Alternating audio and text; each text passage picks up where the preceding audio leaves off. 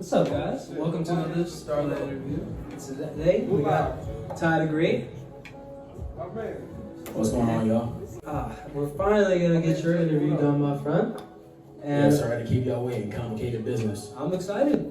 Yeah. Listen, man, this is a guy who really, I think a lot of people were waiting to see him start really getting into the music, and Starlit, we really want to see him thrive. We're gonna ask him a couple questions. If you don't already know him, get to know him a little bit. First question I do have for you, homie, is what got you into wanting to make music? Oh my God, music is in every cell, every strand of my DNA. Like it's 100% me. Like it's who I am as a person. You know what I mean? I believe it's like one of the last truest forms of expression. I've been really singing since I was probably 4 or 5 years old. You know what I mean? I used to sit in the kitchen on Saturday mornings. Mom's making pancakes and I'm singing Whitney Houston songs to her, and she's all like, "Yeah, my baby gonna sing one day when he get older. Like his voice gonna mature. He gonna really start, singing, and it's gonna be so beautiful." And for the longest time, I stopped singing probably like after like 8th, 9th grade, because I started getting into like athletics and stuff like that, and it just wasn't cool anymore and stuff like that. But then I found my voice from Mama Lou. Shout out to Mama Lou. She made me do tenor in the high school choir. She made me sing the tenor section, and I was like, I don't want to do this. Your voice starts changing and all that, and you're like, man, I want to be a bass. I don't want to do this nonsense. But then she was like, no, you're going to be a tenor because I know you have a tenor in you. Like you have the ability to be able to do that part.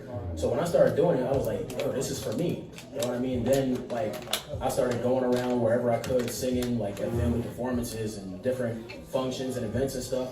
And then when I started getting like compared to people was like, dang, you sound like Chris Brown, or you sound like Usher, you sound like, this person, you sound like that person. Like, I'm like, dang, I ain't know I could be like compared to the greats type situation. But really, it's been since I was like, starting to get a little emotional with this right here. It's really been since I can remember.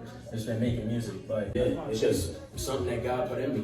It's difficult to explain for real. Oh, I'm happy that you did try to explain to the best of your ability. Yeah, absolutely. So the question I do have for you is, what made you come up with the name TyDaGreat? That's a really funny story. So at the time when I was trying to come up with a name, first of all, I started on like social media and stuff, and I'm still big into that, like posting content on Instagram, Facebook, and stuff. But I was going through like a difficult time and was watching a lot of Vines and stuff like that. And the boy Welvin the Great, who did the D's Nuts, that Vine, like he came up. And I was like, the Great sound like if I put that on the back of my name, that would be a really good stage name. You know what I'm saying?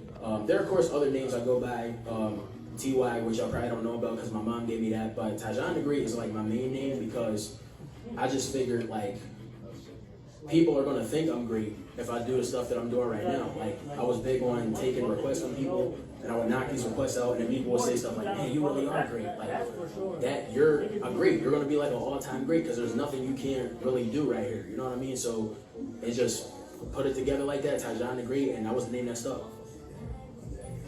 That's fine. I like that. Now, next question I do have for you is, what got you interested in being one of the artists and members of Starlit? Well, you first of all, you know what I'm saying? I know. Because yeah, like it was for weeks, months, you know what I mean, years even, like years. You would hit me up and be like, "Yo, bro, you gotta come join this thing. You gotta come join this thing," and I'd be like, "Man, I don't really have time for this. Like, I really want to, but I'm like a busy man, you know what I mean?" But like, and then I'm telling y'all right now, this was fate. I was sitting at a table at the Round One, eating by myself, feeling sorry for myself even. And this man walks up next to me. It was like, "Oh, we having a little session over here. You come join us," and stuff like that. And then we sat down, they explained all the details and stuff like that. And I was like, man, this is lit. Like, first of all, a lot of these cats is people that I know. They're actually really talented people and stuff like that. And then I started meeting the new members, and I'm like, yo, these guys are just so talented. And they're coming from all over the place. There's so much versatility and diversity in one room full of artists that I absolutely love. So it's like, this is gonna be one of them things that like probably best decision I ever made type situation. Oh yeah, dude. That is horrible. Hopefully that doesn't fuck it up. That is horrible right there.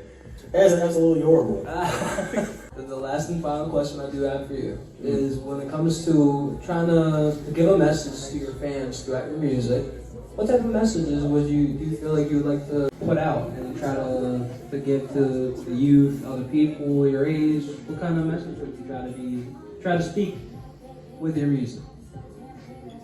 Well, I think probably the number one thing is to always choose peace over hate. You know what I mean? To try to do whatever you can to make the world a better place, which is what I try to do through my music. You know what I mean? Definitely don't try to, support violence and stuff like that in my music. Don't try to support, hate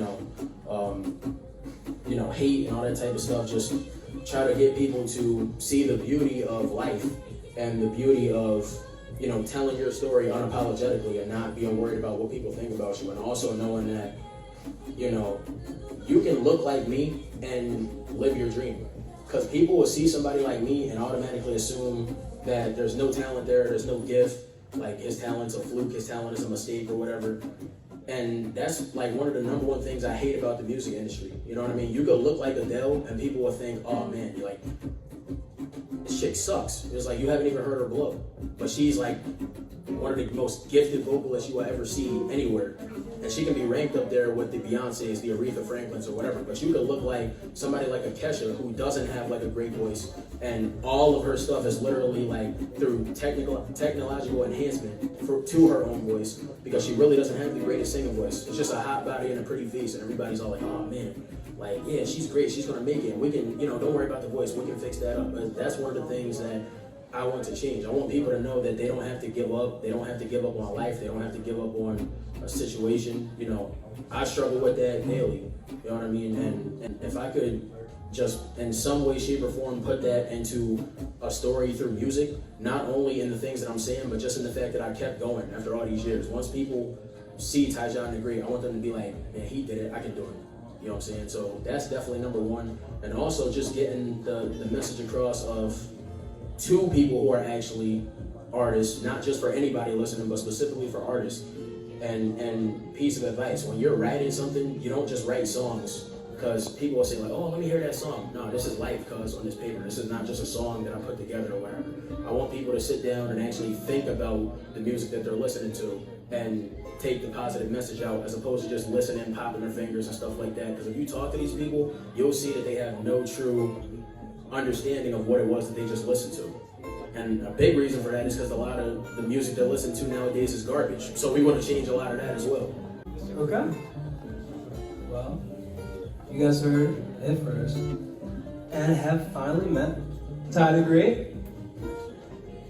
And we are going to be wrapping this up. No, TyDaGreat, signing up, one love.